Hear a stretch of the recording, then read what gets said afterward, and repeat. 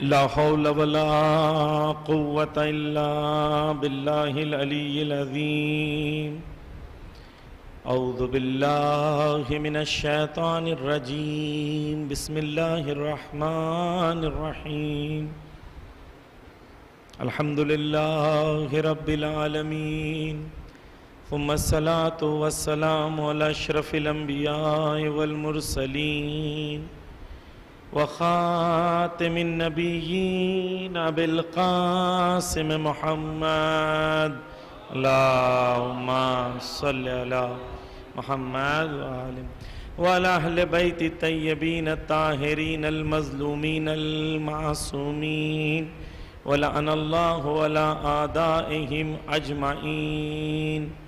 أما بعد، قال رسول الله صلى الله عليه وآله وسلم: إن لقتل الحسين حرارة في قلوب المؤمنين لا تبردوا أبدا. صلوات پڑھ دے محمد و آل محمد پر. عزیزان گرامی، ایام عزا کے پہلے 10 دن گزرے. الحمدللہ تمام مومنین نے امام حسین کے غم کو منایا، عزاداری کی، گریہ وزاری کی، جلوس، تمام کوششیں کی کہ بی بی زہرا کو راضی کر سکیں. لیکن اصل یہ 10 دنوں کا سرمایہ میری زندگی میں کیا ہے؟ توجہ کریں، کچھ لوگ پورا سال یہ 10 دن کے لیے رکتے ہیں کہ پورا سال جو ان کے اندر انرجی کی کمی تھی، جو ان کے اندر امام حسین یا امام زمانہ تک پہنچنے کے لیے جو انرجی کی کمی تھی، وہ یہ 10 دن میں اپنے آپ کو اتنا انرجائز کرتے ہیں کہ 10 دن کے بعد ان کے اندر ایک جذبہ ہوتا ہے کہ ہم اب زیادہ تیار ہیں وقت کے امام کے لیے کی طرف حرکت کے لیے. اور کچھ لوگوں کو محرم ختم ہوتا ہے تو انہیں لگتا ہے کہ ہم نے ذمہ داری ادا کر دی، ہم نے جلوس اٹھا لیے، مجلسیں کر لی، ماتم کر لیا، ہماری ذمہ داریاں ختم ہو گئیں. 2 الگ نظریے ہیں. ایک نظریہ ہے کہ جہاں پر ہم فرش عزا پر آتے ہیں انرجی لینے کے لیے، اپنے آپ کو بنانے کے لیے. توجہ کریں، یہ ہمارے لیے واضح ہے کہ امام حسین کربلا میں تنہا رہ گئے، امام حسین. یہ بھی ہمارے لیے واضح ہے کہ تمام ائمہ جب تک وہ موجود تھے، ان کی حیات تھی، حیات ظاہری تھی، سب تنہائی میں رہے، ان کو لوگوں کا ساتھ نہیں ملا. کیوں لوگ ان کا ساتھ نہیں دیتے تھے؟ جبکہ ہمیں تصور ہمارے ذہنوں میں یہ آتا ہے کہ مولا علی علیہ السلام اتنے اچھے تھے کہ کوئی بھی ہوتا تو ان کی طرف کھینچا آتا. تو کیسے ممکن ہے کہ مولا علی سے لوگ دشمنی کرتے؟ یہ توجہ کیجئے گا، یہ ہمارے ذہنوں میں اس لیے ہے کیونکہ ہم نے اہل بیت کو صحیح سے نہیں پہچانا. اہل بیت میں 2 پاورز ہیں. معصوم میں، امام میں 2 الگ قسم کے پاورز ہیں. ایک ہے پاور آف اٹریکشن، کھچاؤ کا پاور، اور ایک ہے پاور آف ریپلشن، کسی چیز کو دفع کرنے کا، اپنے سے دور کرنے کا پاور. توجہ کیجئے کہ جو لوگ ہمارے ذہنوں میں تصور یہ ہے کہ جو اچھے ہوتے ہیں ان سے کوئی دشمنی کرے گا ہی نہیں، جبکہ حقیقت یہ ہے کیونکہ وہ اچھے ہیں، برے ان کو تحمل نہیں کر سکتے. اچھے بھی 2 قسم کے اچھے ہوتے ہیں. ایک جگہ میں مجلس پڑھنے گیا تو وہاں پر ایک مولانا کی بہت تعریف کر رہے تھے سب لوگ، بولے یہاں کے پیش نماز بہت اچھے ہیں. تو میں نے پوچھا بھائی کیا بات ہے؟ نارملی تو پیش نماز کی اور مولانا کی لوگ اتنی کھل کے تعریف نہیں کرتے. تو انہوں نے کہا کہ یہاں کے مولانا جو ہیں نماز پڑھتے ہیں، مصلی بند کرتے ہیں، اپنے گھر میں چلے جاتے ہیں. اللہم صلی علی محمد وآل محمد، یعنی نہ کسی کے ایک میں بولتے ہیں نہ کسی کی دو میں بولتے ہیں. تو اگر کوئی مولانا ایسا ہے نہ کسی کی ایک میں بول رہا ہے نہ دو میں بول رہا ہے، تو وہ امر بالمعروف کیسے کر رہا ہے؟ دین کی ذمہ داریاں کیسے ادا کر رہا ہے نا؟ معصوم کے اندر کیونکہ وہ نمائندے خدا ہیں، اس لیے ان کے اندر دونوں پاورز ہیں. نیک لوگ ان کی طرف کھچ کے آئیں گے، اور جو ظالم ہوں گے تقاضا یہ ہے کہ ظالم ان سے نفرت اور دشمنی کرے. انہیں ممکن نہیں ہے کہ ظالم بھی انہیں پسند کرے، ممکن نہیں ہے. کیوں؟ مثال کے طور پر ظالم ایک جگہ ظلم کرے گا، اپنی لالچ اور گریڈ کی وجہ سے وہ لوگوں کے حق کو ضائع کرے گا. جب وہ ظالم اس کام کو انجام دے گا، اگر یہ کچھ بولیں گے تو وہ دشمنی کرے گا، کچھ نہیں بولیں گے تو دشمنی نہیں کرے گا. اہل بیت وہ نہیں ہیں کہ ظلم کو دیکھیں اور خاموش ہو جائیں. تو جیسے توجہ کیجئے گا، جیسے میگنیٹ جو ہوتا ہے لو چمک، اس کے دو پاورز ہوتے ہیں. جب لو چمک ہوتا ہے اس کے اندر ایک پاور یہ ہوتا ہے کہ جتنا لوہا اس کے قریب ہوتا ہے وہ اس کو کھینچتا ہے نا. لیکن خود میگنیٹ کے سامنے دوسرا میگنیٹ آ جاتا ہے تو کیا ہوتا ہے؟ ایک دوسرے سے دور جاتے ہیں، ریپلشن ہوتا ہے. ظالمین چاہتے ہیں دنیا میں ظلم ہو، اہل بیت چاہتے ہیں دنیا میں عدل و انصاف ہو. دونوں کا ایک ساتھ ہونا ممکن نہیں ہے، اس لیے ظالم ہمیشہ اہل بیت سے دشمنی کرے گا. اس لیے تمام امام شہید ہوئے، اس لیے کیونکہ ظالم انہیں برداشت نہیں کر سکتا تھا.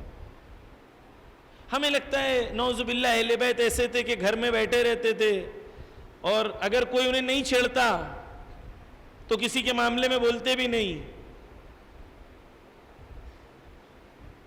وہ سب کی دعائیں پوری کرا دیتے، سب کی ہاتھ رکھ دیتے، اور شفا سب خدا نے عطا کیا ان کو. میں انشاءاللہ عرض کروں گا بعد میں. لیکن وہ آئے اس لیے نہیں تھے، وہ آئے کیوں تھے؟ تاکہ انسان اپنے درمیان عدل و انصاف کو قائم کر سکے. تو پہلا پوائنٹ عزیزان گرامی جو ابھی تک میں نے عرض کیا وہ کیا ہے کہ اہل بیت جہاں ہوں گے وہاں ظالم مظلوم یہ آمنے سامنے ہوں گے. یہیں پر ایک کیریکٹر ہوگا جو امام کو تنہا چھوڑ دے گا. اور ہر زمانے میں جب معصوم نے ظالموں کا مقابلہ کیا تو لوگوں نے امام کا ساتھ نہیں دیا. ہمارے ساتویں امام موسیٰ کاظم علیہ السلام کا زمانہ ہے. توجہ کیجئے، امام کے زمانے میں امام قید خانے میں ہوتے ہیں، اور قید خانے میں ہونے کے بعد جب امام کے لاشے کو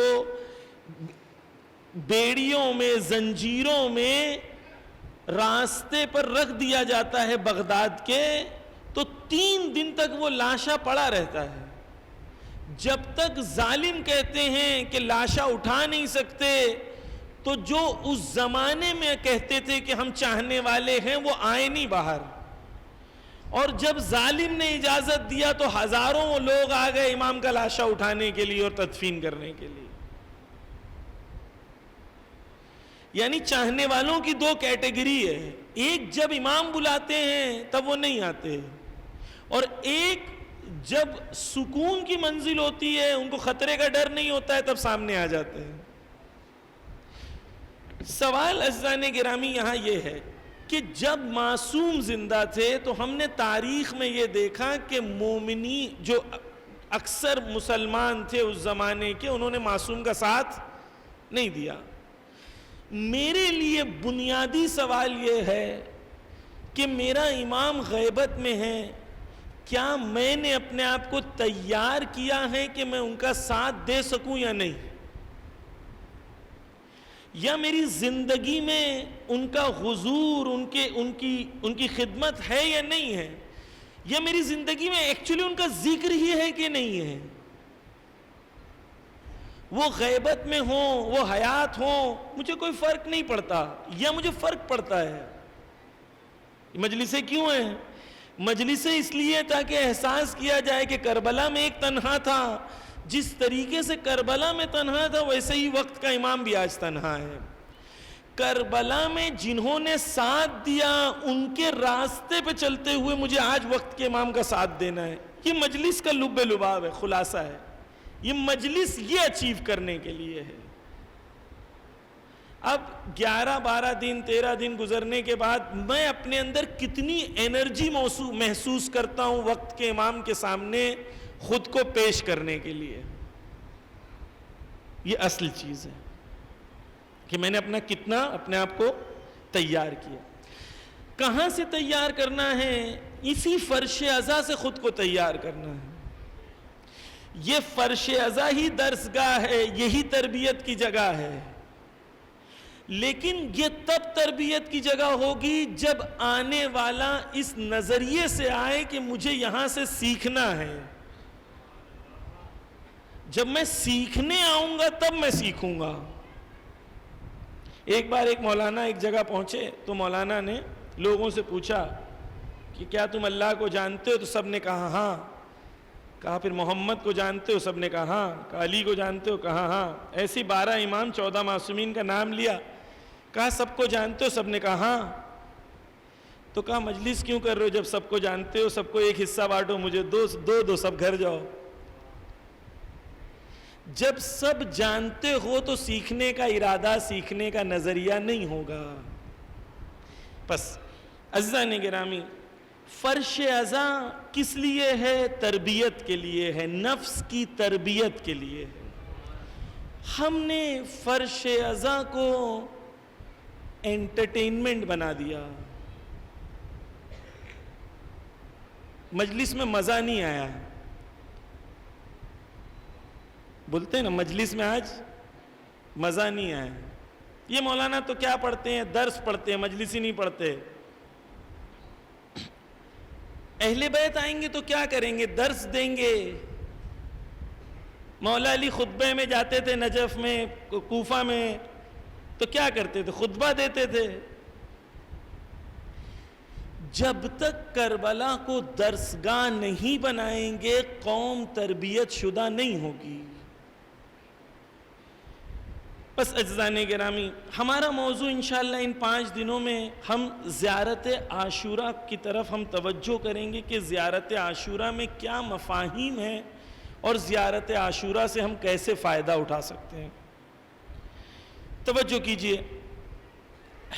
آیت اللہ بہجت کہتے ہیں کہ کچھ لوگ جب روز قیامت کو اٹھائے جائیں گے تو ایسے اٹھائے جائیں گے کہ میں حدیث پڑھ دوں، معصوم سے حدیث ہے. اللہم صلی علی محمد و آل محمد. کہتے ہیں ملتخن بدم الاصحاب الحسین. کچھ لوگ روز قیامت اٹھائے جائیں گے، اس حالت میں اٹھائے جائیں گے کہ ایسا ان کا جسم ہوگا جس پر اصحاب امام حسین کے خون کے چھینٹے لگے ہوں گے. کیوں؟ کہتے ہیں یہ وہ لوگ ہیں جو زیارت پڑھا کرتے تھے اور جنہوں نے زندگی ایسی گزاری کہ پوری زندگی میں امام کے لیے کوشش کرتے رہے، لڑتے رہے. تو یہ لوگ کربلا نہیں پہنچ سکے، لیکن خدا نے انہیں وہ مقام عطا کیا ہے کہ یہ لڑتے لڑتے اس دنیا سے گئے وقت کے امام کے لیے. تو یہ ایسے اٹھائے جائیں گے کہ روز عاشور امام کے ساتھ لڑ رہے تھے. یا علی اللہم صلی علی محمد و آل محمد. عزیزان گرامی، میں خود ایک طالب علم چھوٹا سا ہوں، میں اپنے آپ سے سوال کرتا ہوں کیا میرے دل میں یہ تڑپ ہے کہ میں روز قیامت کو ایسے اٹھائے جاؤں؟ یہاں جنت کی بات نہیں ہو رہی ہے عزیزان گرامی. جنت ایک الگ منزل ہے. یہ وہ منزل ہے جہاں پر معیت امام حسین ہے, امام حسین کے ساتھ ہوں گے, اصحاب حسین کے ساتھ ہوں گے روز قیامت. یہ الگ منزل ہے. اب میں نے اپنے لیے عزیزان گرامی, مولا علی کیا کہتے ہیں, قدر الرجل علی قدر ہمت ہی, انسان کی ویلیو کتنی ہے جتنی اس نے ارادہ کیا ہے. کسی نے کربلا سے صرف جنت مانگی, کسی نے صرف توبہ مانگی, کسی نے رزق مانگا, کسی نے بیٹا مانگا, کسی نے بیٹی مانگی, کسی نے شادی مانگی, جس نے جو مانگا اہل بیت نے دیا. لیکن کسی نے کربلا سے حسین مانگا کہ مولا مجھے آپ چاہیے, میں آپ سے کم پر راضی نہیں ہوں. اب سمجھ میں آئے گا, جس کو حسین مل گیا اس کو سب کچھ مل گیا. لیکن ہم نے گول بنایا ہے اپنا. عزیزان گرامی خصوصاً جوان, کبھی تصور کریں کہ آپ جوان ہو, جوانی کا موقع جو ہوتا ہے نا, اس میں انسان کا دل فریش ہوتا ہے. وہ اللہ سے جو مانگتا ہے, امام سے جو مانگتا ہے, اس کا دل نرم ہوتا ہے, فوراً اٹیچ ہو جاتا ہے امام سے. جب انسان کی عمر زیادہ ہو جاتی ہے تو اس کی عادتوں کا غلبہ ہو جاتا ہے, اب اسے چینج کرنا ڈیفیکلٹ ہوتا ہے. جوان کا دل نرم ہے. معصوم کہتے ہیں ایسا ہے جیسے مٹی پہ آپ کوئی چیز لکھ رہے ہو, گرم مٹی, نرم مٹی پر, اور جب وہ سخت ہوتی ہے تو اس کے اوپر ہمیشہ کے لیے وہ چیز باقی رہ جاتی ہے. جوان کا دل ایسا ہوتا ہے. معصوم کہتے ہیں. میں پہلی چیز جوان سے اپنے کہوں گا, کیا ہم نے امام کا صحابی بننے کا ارادہ کیا ہے یا نہیں کیا؟ امام چاہتے ہیں. اب زیارت عاشورہ میں ہم پڑھیں گے انشاءاللہ کہ ماں امام المنصور, ہمیں امام وقت کے ساتھ تو شمار کر. تو اگر میں نے ارادہ ہی نہیں کیا ہے, میں نے کہا مولا علی کہتے ہیں ارادے کے حساب سے انسان کی ویلیو ہے. جس نے جو چاہا اس کو اتنا ہی ملے گا. مثال کے طور پر شہید مطہری کہتے ہیں کہ ایک انسان ایک سمندر کے کنارے کھڑا ہوا ہے. جب سمندر کے کنارے کھڑا ہے تو ایک ہوا چلتی ہے, اس کے ٹھنڈی ٹھنڈی ہوا اس کے جسم سے مس ہوتی ہے تو اسے اچھا لگتا ہے. کیوں؟ کیونکہ ہوا جو ہے سمندر سے مس ہو کے اس پر آئی ہے, ٹھنڈی ہوا ہے. لیکن کوئی کہے کہ سمندر کا مقصد صرف اتنا ہی تھا, سمندر کا فائدہ صرف اتنا ہی تھا کہ خالی ہوا لے لے, تو آپ کہیں گے نہیں نہیں, سمندر کا فائدہ یہ ہے کہ سمندر کے اندر مچھلیاں ہیں, آگے جائیں گے تو اس کے اندر ہیرے ہیں, پرلز ہیں, جواہرات ہیں. آپ جتنا سمندر میں گہرا جاؤ گے اتنا آپ اس کے اندر سے ہیرے جواہرات نکال پاؤ گے. عشق کربلا بھی ایسا ہی ہے. کچھ لوگ سمندر کے کنارے کھڑے ہیں, انہیں ہوا مل رہی ہے, چاہے ہو سکتا ہے انہیں تبرک مل رہا ہو, جنت مل رہی ہو, لیکن حسین نہیں مل رہے. حسین کے لیے خود کو ڈبانا پڑے گا عشق کربلا میں. اللہم صلی علی محمد و آل محمد. پس عزیزان گرامی, پہلی چیز, بہت بنیادی چیز, وہ یہ ہے کہ مجھے اپنے آپ کو اس محرم میں اس لائق بنانا ہے کہ امام مجھے قبول کر لیں. جس طریقے سے سعید جب گرے تھے, سعید کو تیر لگ گئے. سعید بزرگ تھے, ضعیف تھے. جب سعید کو پورے جسم پہ تیر لگ گئے اور سعید گرے تو امام نے ان کو, سعید کو گود میں لے لیا, اور سعید نے آنکھ کھولی, امام کو دیکھا تو سعید نے یہ نہیں پوچھا مولا جنت ملے گی کیا. سعید نے کیا پوچھا, رضیت یا ابا عبداللہ, اے ابا عبداللہ کیا آپ مجھ سے راضی ہو. پوچھا حل وفیت یا ابا عبداللہ, اے ابا عبداللہ کیا میں نے وفا پوری کی یا نہیں کی. سعید کب کہہ رہے ہیں؟ تب کہہ رہے ہیں کہ روایتوں میں مقتل میں جب تیر چل رہے تھے تو یہ کہیں نہیں لکھا کہ ایک بھی تیر نماز کے دوران امام حسین کے پاس آیا. یعنی سعید چاروں طرف سے امام کا دفاع کر رہے تھے, بزرگی کے عالم میں تمام خون بہ گیا. اس کے بعد امام سے کیا پوچھ رہے ہیں؟ امام سے پوچھ رہے ہیں کیا آپ امام مجھ سے راضی ہو, کیا میں نے وفا کیا حق کے وفا پورا کیا نہیں کیا. ہمارے جوانوں کے لیے کیا رول ماڈل سیٹ ہو رہا ہے کربلا میں کہ اپنا آخری قطرہ خون کا بھی دے دو نا، اس کے بعد یہ پوچھو امام تم راضی ہو کہ نہیں ہو. یہ کربلا ہے. یہ کربلا کے لیے ہمیں بلایا گیا ہے. یہ کربلا کے لیے ہمیں کربلائی بنانے کے لیے بلایا گیا ہے. لیکن اگر میں نے خود گول ہی نہیں بنایا ہے، میری زندگی میں ابھی بھی میوزک ہے، نامحرم ہے، نامحرم سے چیٹنگ ہے، ڈسکشن ہے، میوزک کی دنیا ہے، سیلیبریٹیز کا کلچر ہے، میری زندگی میں وہی ہے، تو علماء کہتے ہیں کہ ایک دل میں دو شے نہیں رہ سکتی، کیونکہ خدا نے اہل بیت سے نجاست کو دور رکھا ہے. جب تک اس دل میں نجاست موجود ہے اہل بیت کا ورود نہیں ہوگا.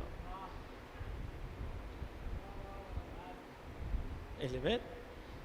پس توجہ کیجئے گا، میں ایک مثال کے ذریعے سے آپ کو اس چیز کو واضح کرنا چاہتا ہوں کہ اس محرم میں ہمیں کرنا کیا ہے. اخلاق کی دنیا میں کہتے ہیں کہ دو سٹیپس ہیں، ایک ہے تخلیہ اور ایک ہے تہلیہ. توجہ چاہتا ہوں. مثال کے طور پر کہ کسی انسان نے ایک لباس پہنا ہے جس لباس میں بدبو آ رہی ہے اور جو لباس بہت گندا ہے. اب جب یہ انسان چاہتا ہے کہ میں ایک ایسا لباس پہنوں جو خوشبودار ہو، جو صاف ہو، پاکیزہ ہو، اس کے لیے پہلی چیز اسے کیا کرنا ہوگا؟ وہ برے لباس کو خالی کرنا ہوگا، اتارنا ہوگا. جب تک وہ برے لباس کو اتارا نہیں جائے گا تب تک نئے لباس کی خوشبو سونگھنے میں، سمجھنے میں. عزیزان گرامی، اگر ہماری روحوں کے اندر غیبت و بغض و جلن و نفرت، یہ بیماریاں موجود ہیں اور ہم چاہتے ہیں نیک اخلاق اس کے اوپر وارد ہو، تو علماء کہتے ہیں جب تک وہ خالی نہیں ہوگا جب تک دوسری چیز بھرے گی نہیں. تو پہلا سٹیپ ہے خالی کرنا. توجہ چاہتا ہوں، خالی کرنا اپنی نفس سے ان صفتوں کو جن صفتوں سے امام راضی نہیں ہے، اور ان صفتوں کو ایجاد کرنا اپنے اندر جن صفتوں کو امام آپ سے چاہتے ہیں. تو دو سٹیپس ہو گئے، تخلیہ یعنی خالی کرنا، پھر اس کے بعد تہلیہ یعنی اپنے آپ کو خوبصورت بنانا، اپنے آپ کو ایسا بنانا جیسا امام چاہتے ہیں، جیسا امام پسند کرتے ہیں. محرم میں بھی ہمیں دو چیز کرنا ہے، آئیڈینٹیفائی کرنا ہے ان صفتوں کو جو خدا نہ کرے میرے نفس میں موجود ہے، اور دوسرا وہ صفتوں کو جو میرے نفس کے اندر ہونی چاہیے. یہ دونوں چیز مجھے کرنی ہے. اور فائنلی مجھے اپنے آپ کو اتنا تیار کرنا ہے کہ 40 ہوتے ہوتے جب میں امام کے سامنے اپنے آپ کو گڑ گڑا کے پیش کروں تو اتنا اپنے آپ کو صاف کر چکا ہوں، اتنا خالی کر چکا ہوں کہ امام کو جب میں کہوں تو انشاءاللہ امام میں لبیک جب کہوں تو وہاں سے جواب بھی آئے قبلتا، قبول کیا میں نے تمہاری لبیک. یہ پروسیس ہے عزیزان گرامی، اور یہی پروسیس سے شہداء، عرفاء، علماء سب یہیں سے گزرتے ہیں. آپ سوچیں علامہ طباطبائی بہت بڑے بزرگ عالم دین ہیں، مفسر قرآن ہیں، لیکن وہ مجلس میں آتے ہیں، کہتے ہیں مجلس میں جو نوحہ پڑھنے والا، جو مصائب پڑھنے والا ہوتا ہے اس سے کہتے ہیں مصائب زیادہ پڑھنا، میں روؤں گا، میں چاہتا ہوں روؤں تاکہ رونے سے پاکیزہ ہو جاؤں. آیت اللہ بہجت کہتے ہیں رونے کے بارے میں، کہتے ہیں کہ جتنے مستحب عمل ہیں، تمام مستحب عمل میں سب سے بڑا عمل جو ہے وہ رونا امام حسین علیہ السلام، حتیٰ نماز شب سے زیادہ بڑا. کون کہہ رہا ہے؟ آیت اللہ بہجت. کیوں؟ وہ کہتے ہیں جب انسان روتا ہے تو اس کی روح دنیا سے دور ہو جاتی ہے. جب کوئی روتا ہے تو اس وقت اس کے ذہن میں سوائے امام حسین کے کچھ نہیں ہوتا، تب آنکھ سے آنسو نکلتا ہے. اس کی نفس پر عشق حسین سوار ہو جاتا ہے اور اس کی نفس امام حسین کے عشق سے میں ڈوب جاتی ہے، تب وہ روتا ہے. اور یہ عمل تمام مستحب عمل میں سب سے زیادہ فضیلت والا عمل. یہ امام یہ آیت اللہ بہجت کہہ رہے ہیں.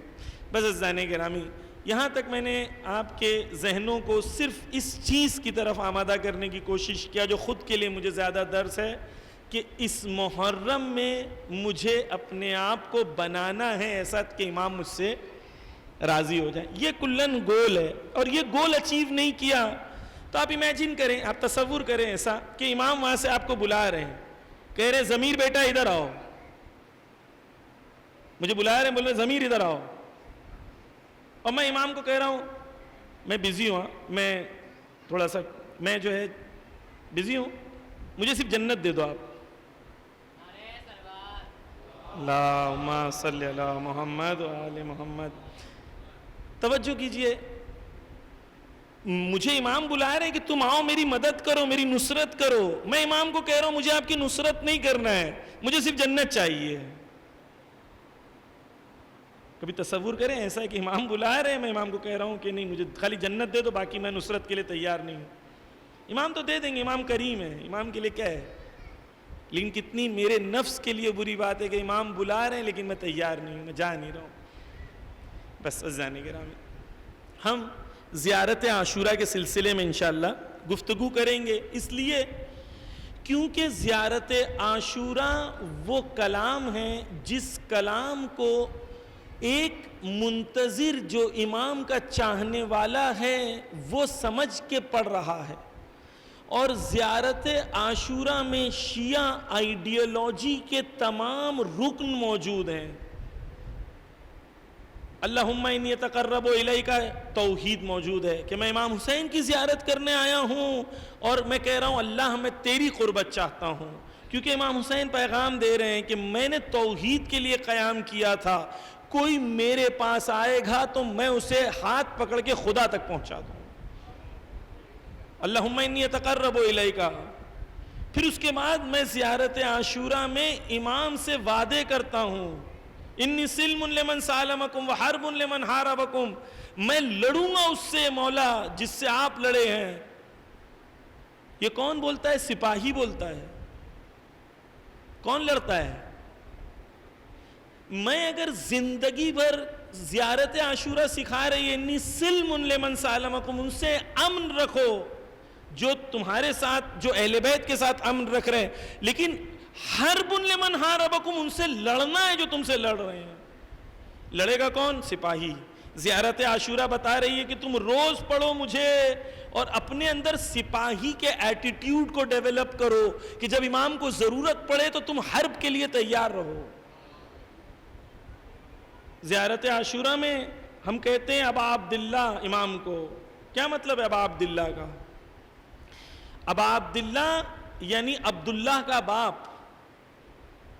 عبداللہ کا باپ کا مطلب کیا ہوتا ہے؟ ہم کہتے ہیں امام حسین کو ثار اللہ، تم اللہ، آپ اللہ کے خون ہو. اللہ کے خون ہونے کا کیا مطلب ہے؟ ہم زیارت عاشورہ میں جو پڑھ رہے ہیں حلت بفنائک، ان روحوں کو سلام جو امام حسین علیہ السلام کے حرم میں نازل ہوتی ہیں. کیا مطلب ہے اس کا؟ تو زیارت عاشورہ کے مفاہیم کو، زیارت عاشورہ کی دعاؤں کو جب ہم پڑھیں گے تو یہی دعائیں ایک امام کے چاہنے والوں کی تربیت کرے گی، ایسا بنا دے گی کہ میرے اندر بے چینی ہوگی امام زمانہ کے لیے. کیونکہ وہ زیارت عاشورہ میں جو آپ پڑھ رہے ہیں ایک بار آپ جنت کی دعا نہیں کرتے ہیں. کیا آپ کہتے ہیں مع الحسین، دخول کے وقت میں کیا چاہتا ہوں، یعنی امام کے جنت میں جاتے وقت میں امام کی ہمراہی چاہتا ہوں، امام کی معیت چاہتا ہوں. تو زیارت عاشورہ سکھاتی ہے ہمیں کہ عزاداری کا گول کیا ہونا چاہیے، اور وہ گول جو ہم نے بنائے ہیں بہت چھوٹے ہیں، جو گول اہل بیت ہمیں بتانا چاہتے ہیں وہ بہت بڑے ہیں. خوب، اب سنیں زیارت عاشورہ کے سلسلے میں کچھ چیزیں بہت جلدی جلدی آپ کے سامنے میں بیان کرتا ہوں. ایک صلوات کا سہارا دے محمد و آل محمد پر.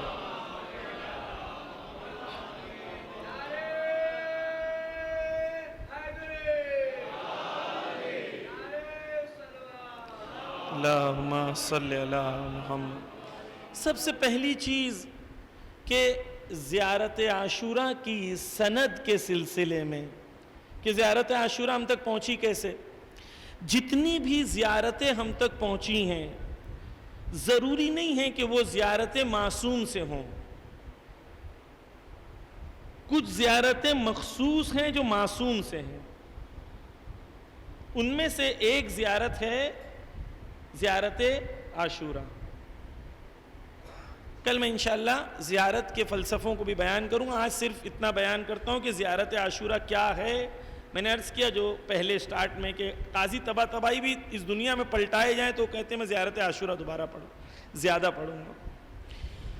زیارت عاشوراء کی سند یہ ہے کہ امام کہتے ہیں، امام صادق علیہ السلام کہتے ہیں،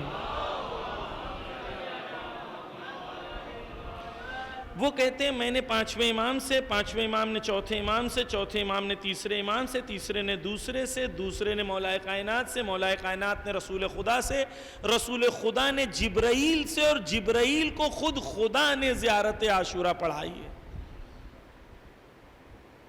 زیارت عاشوراء حدیث قدسی ہے۔ جب ہم کہتے ہیں السلام علیک یا ابا عبداللہ تو اس وقت ہم بھی کہہ رہے ہوتے ہیں اور خدا بھی کہہ رہا ہوتا ہے۔ زیارت عاشوراء حدیث قدسی ہے۔ اور صفوان جو امام کے صحابی تھے وہ نجف میں موجود تھے، مولا صفوان کے ساتھ وہاں پر زیارت پڑھ رہے تھے، اور صفوان نے امام کی زیارت پڑھی مولا علی کی نجف میں، اور نجف میں زیارت پڑھنے کے بعد مولا علی کی زیارت کے بعد صفوان کو امام کہتے ہیں کہ صفوان کربلا کا رخ کر کے یہ زیارت کو پڑھو۔ سکھا کون رہا ہے اس زیارت کو؟ معصوم۔ کلام کس کا ہے؟ کلام خدا۔ یہ زیارت کی عظمت۔ ایک صلوات پڑھیں تو میں ایگزیکٹ حدیث آپ کے سامنے نکال دوں۔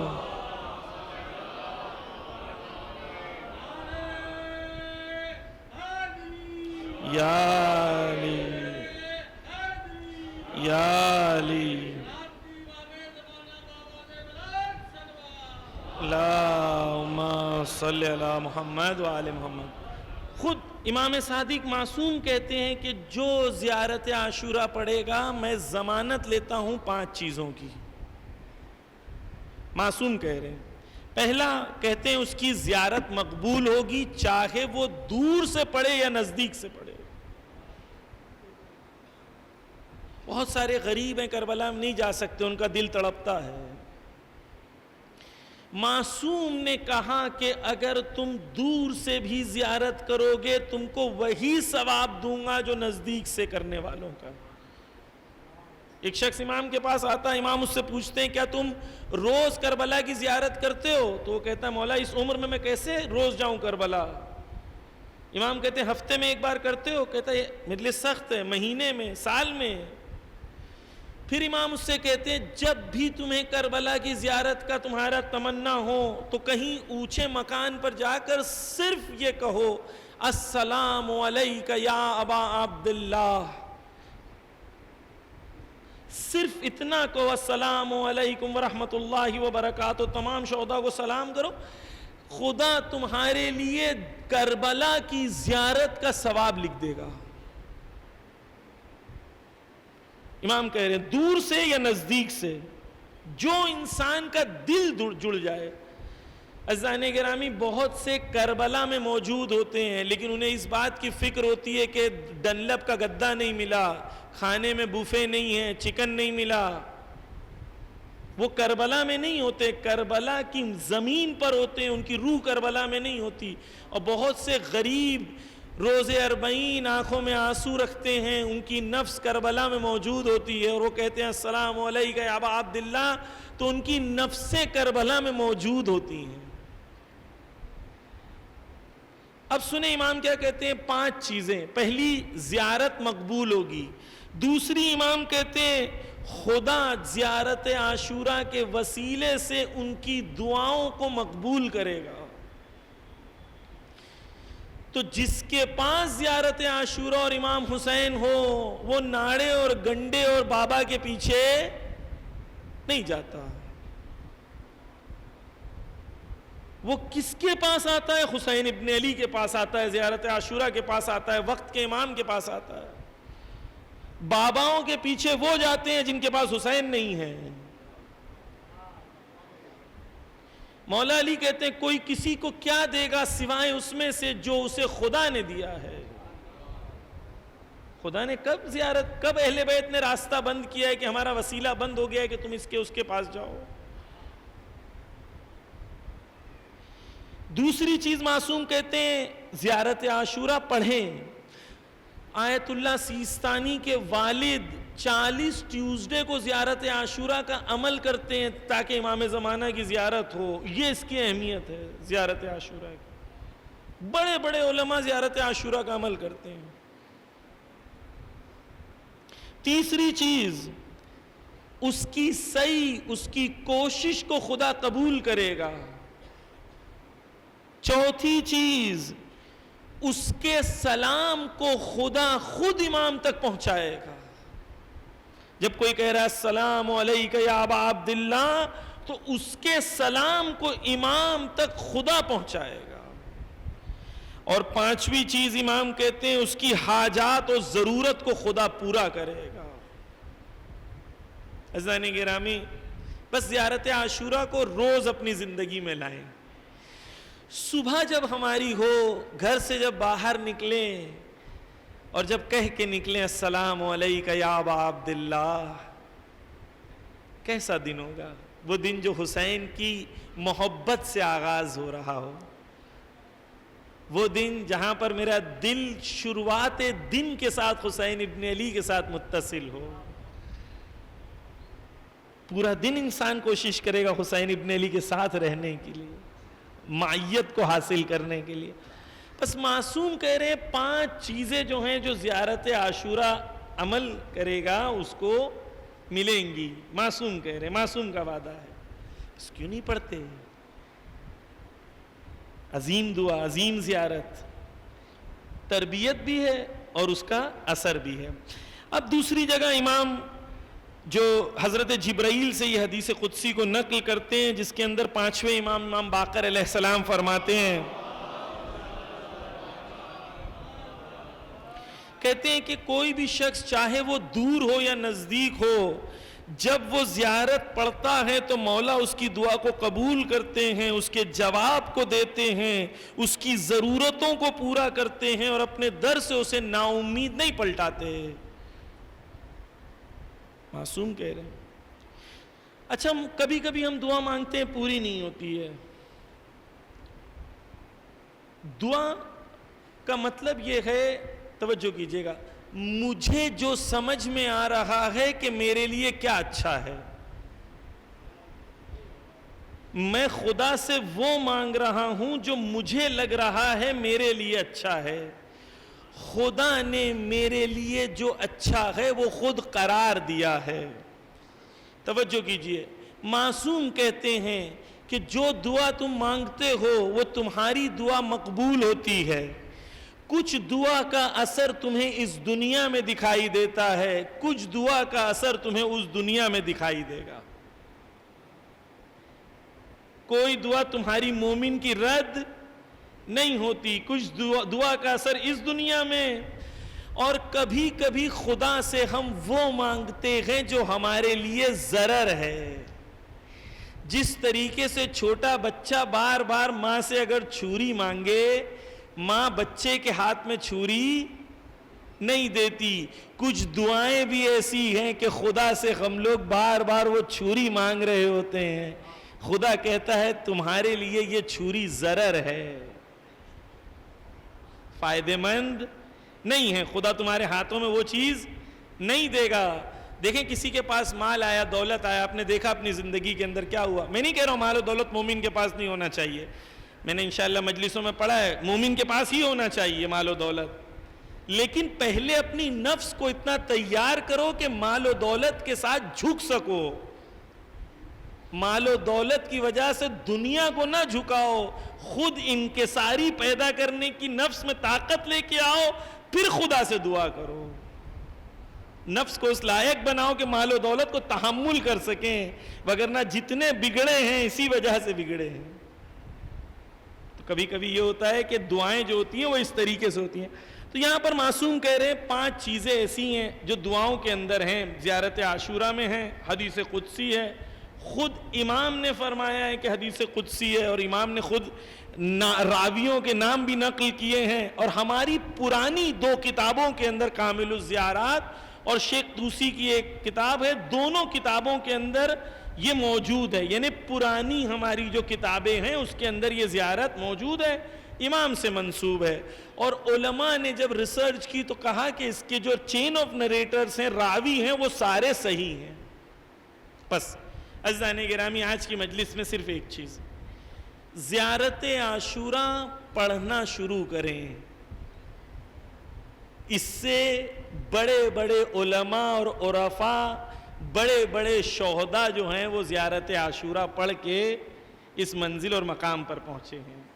ایک مثال دوں, پھر اس کے بعد انشاءاللہ ربط مصائب, اور کل انشاءاللہ کوشش کریں گے کہ وقت پہ شروع ہو تاکہ جو مومنین ہیں ان کا وقت ضائع نہ ہو.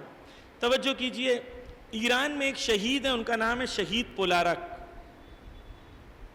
یہ شہید جو ہیں جب جنگ ہو رہی تھی تو یہ جنگ کے دوران کوڑا کچرا صاف کرتے تھے, گندگی صاف کرتے تھے, تو ہمیشہ بدبو کے درمیان رہتے تھے. انہوں نے جب ان کی شہادت نزدیک ہوئی تو خدا سے دعا کی, خدایا میں اس دنیا سے جا رہا ہوں, ہمیشہ بدبو میں رہا, جب اس دنیا سے جا رہا ہوں خدایا میرے جسم سے خوشبو آئے.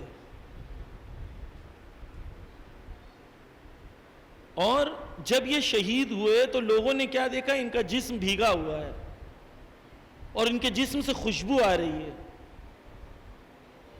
حتیٰ آج بھی اگر آپ تہران جائیں گے زیارت پہ بہشت زہرا میں, تو بہشت زہرا میں ان کی قبر آج بھی بھیگی ہوتی ہے. ان کی ماں سے پوچھا گیا کیا ان کے اندر ایسی بات تھی کہ خدا نے یہ کرم عطا کیا ان کو, تو ان کی ماں کہتی ہیں کہ جب یہ رات کو ہر روز زیارت عاشوراء پڑھا کرتا تھا, غالباً ہر روز زیارت عاشوراء پڑھتا تھا, اور جب یہ روتا تھا تو اس کی آنکھوں سے جو پانی نکلتا تھا, آنسو نکلتا تھا, یہ جسم پہ لگا لیتا تھا, جس کا اثر یہ ہوا کہ مرنے کے بعد بھی اس کے جسم سے خوشبو آنے لگی. اسلامی تاریخ میں بھی یہ ہوا ہے. ایک صحابی تھے نبی کے, غسیل الملائکہ کہتے ہیں انہیں, جب وہ ان کی شادی ہوئی تھی اور شادی کی پہلی رات کو جب صبح ہوئی تو اعلان ہوا جنگ کا, نغارے بجے,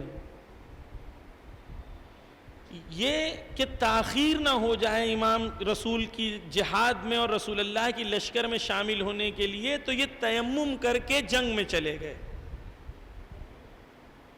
آج شادی ہوئی ہے, 1 دن کی شادی, کتنی تمنائیں ہوں گی, 1 دن کی شادی. جب وہ وہاں پہنچتے ہیں شہید ہو جاتے ہیں, تو اصحاب کیا دیکھتے ہیں کہ لاشا جو ہے وہ گیلا ہے. رسول اللہ سے آ کے پوچھا کیا ہوا نبی, اے رسول اللہ کیا ہے, کیا ماجرا ہے؟ تو کہتے ہیں کہ یہ شہید کے لیے خدا نے آسمان سے فرشتے بھیجے جنہوں نے ان کا غسل ادا کیا. کیونکہ شہید کا غسل نہیں ہوتا ہے, لیکن خدا نے فرشتے بھیجے ان کے لیے, غسیل الملائکہ کہتے ہیں. یعنی کچھ لوگ اپنے آپ کو رسول سے, امام سے اتنا متصل کر لیتے ہیں کہ زندگی میں خدا انہیں عظیم مقام عطا کرتا ہے. کیوں؟ عشق حسین کی وجہ سے, عشق کربلا کی وجہ سے, خدا کی راہ میں قربانی دینے کی وجہ سے. یہی چیز اگر ہم نے اپنے اندر ایجاد کر لی, عزیزان گرامی مجھے پتا ہے کہ جب میں یہ سب چیز کہہ رہا ہوں تو شیطان ہمارے ذہنوں میں ڈالے گا کہ نہیں یہ میرے لیے نہیں ہے, یہ بہت بڑی بڑی باتیں ہیں. نہیں, یہ شہید پولارک ہمارے جیسے لوگ تھے. میں ایک مثال دوں, پچھلے سال شاید میں نے دی تھی ایران میں ایک گنڈے قسم کے انسان تھے، ان کا نام تھا شہید طیب. گنڈے موالی قسم کے انسان تھے، بات بات پہ چاقو نکال کے لڑائی کرنے کو تیار ہو جانے والے، لیکن عاشق امام حسین تھے، امام حسین سے بہت محبت کرتے تھے. جب جلوس نکلتا تھا تو سب سے آگے آگے. جب امام خمینی نے انقلاب کرنا شروع کیا تو شہید طیب جو تھے ان کو وہ امام خمینی کا ساتھ دینے لگے، کیونکہ عاشورائی تھے، انہیں سمجھ میں آ گیا کہ ظالموں کا ساتھ نہیں دینا ہے، مظلوموں کا ساتھ دینا ہے. تو شہید طیب نے امام خمینی کا ساتھ دیا، ان کے فیور میں ایک جلوس نکالا. توجہ چاہتا ہوں، خصوصاً جوان سنیں.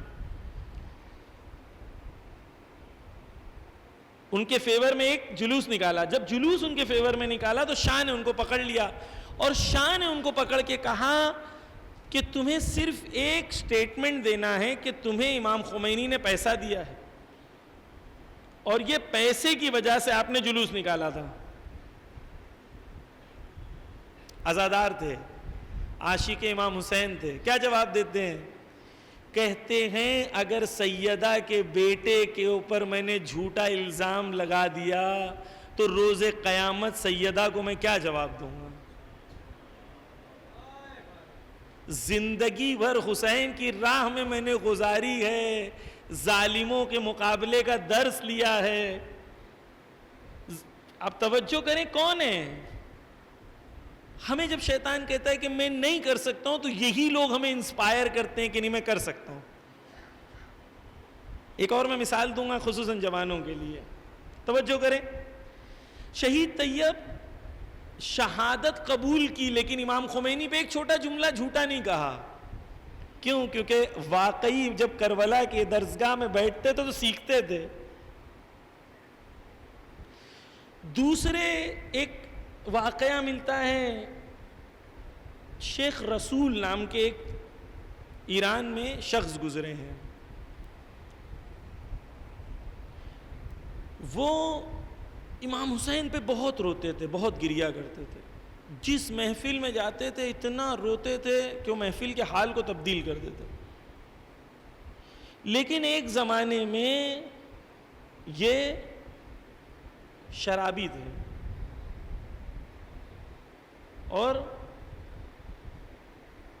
ایک بار یہ کسی کے گھر پہ کلی کر کے چلے گئے مجلس میں.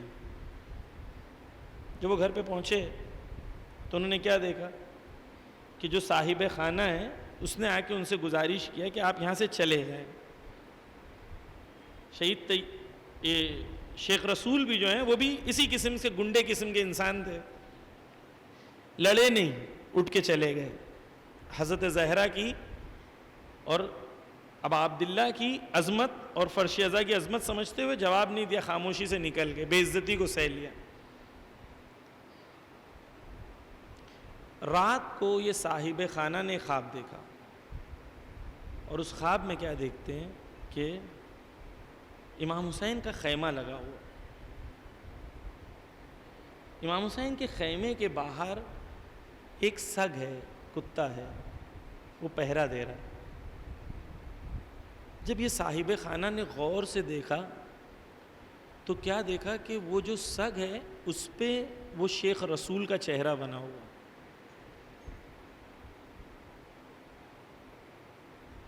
یہ شخص رات کو اٹھا، بے چین ہوا، صبح گیا شیخ رسول کو ڈھونڈنے.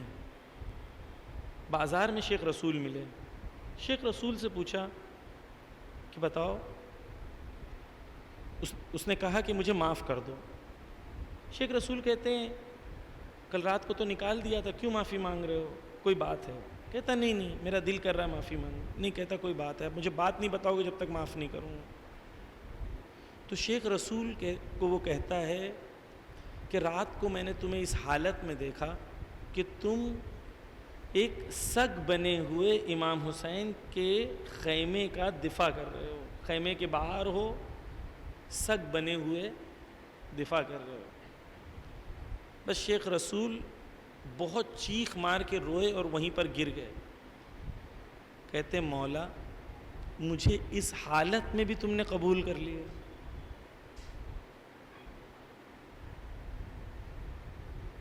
سگ ہی صحیح لیکن قبول تو کر لیں. بس اس رات سے شیخ رسول تبدیل ہو گئے. ایسا تبدیل ہوئے کہ امام حسین علیہ السلام کے غم میں ہمیشہ پہنچ جایا کرتے.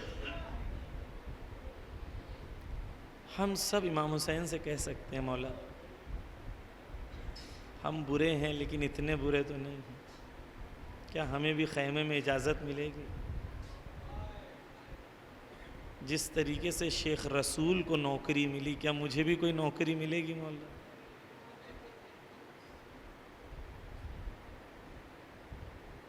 امام کریم ہے, نوکری شیخ رسول کو مل گئی, اس حالت میں بھی ہمیں ملی یا نہیں ملی؟ شیخ رسول کے ایک دوست تھے, وہ نوحہ پڑھتے تھے. ایران میں نوحے کا سسٹم یہ ہوتا ہے کہ نوحہ خان پہلے مصائب پڑھتا ہے پھر ماتم کراتا ہے.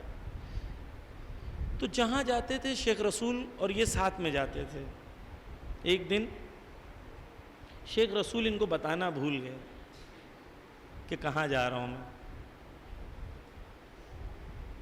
جب وہ مجلس میں پہنچے اور یہ مصائب پڑھنا شروع کر رہے تھے تو ان کو اچانک یاد آیا کہ میں نے آج شیخ رسول کو بتانا بھول گیا. جیسے انہوں نے مصائب شروع کیا تو زور زور سے شیخ رسول کے رونے کی آواز آئی, اور شیخ رسول یہ کہہ رہے تھے کہ بی بی سیدہ آپ کا شکریہ. کہہ رہے تھے بی بی سیدہ آپ کا شکریہ.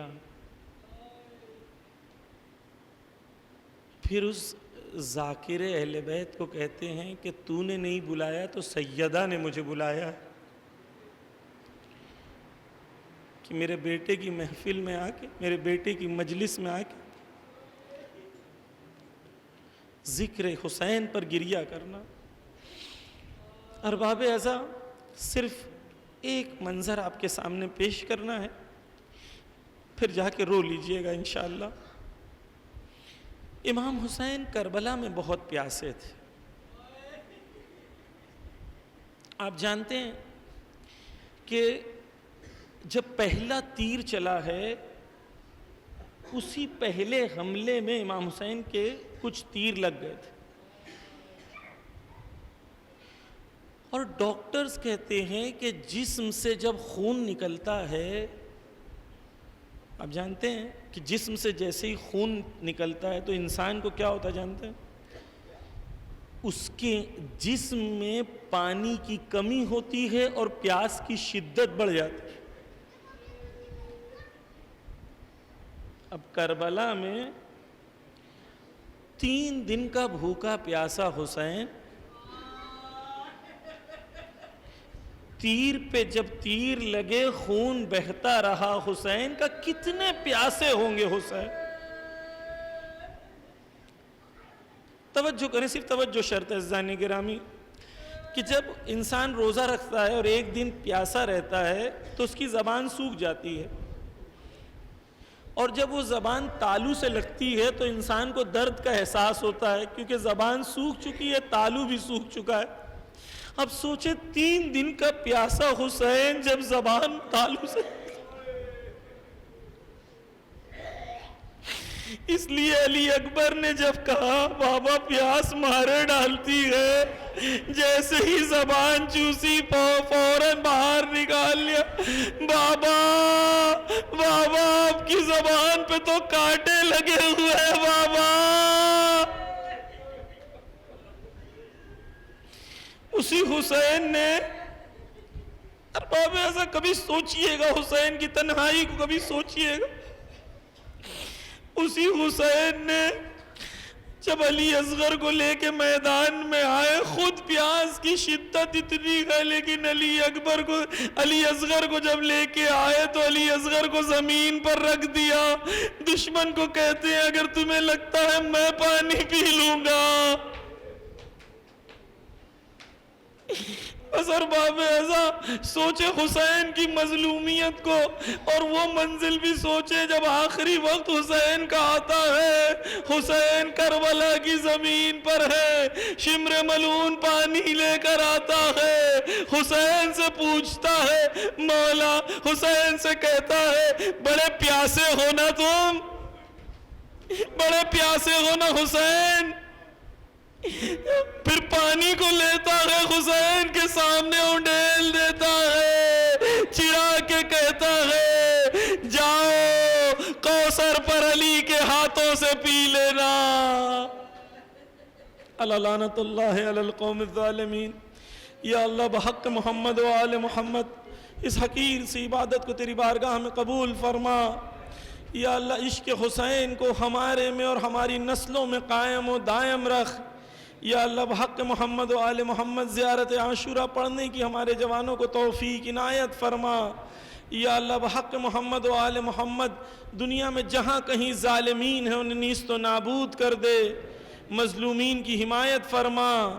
یا اللہ غزہ کے مظلومین کو فاتح قرار دے، وہاں کے ظالمین کو نیست و نابود کر دے۔ یا اللہ بحق محمد و آل محمد دعا میں دعا یہ ہے کہ وقت کے امام کے ظہور میں تعجیل فرما، ان کے نائب حضرت آیت اللہ خامنائی، حضرت آیت اللہ سیستانی کی حفاظت فرما۔ یا اللہ ہم سب کو ان کے آوان و انصار میں شمار فرما۔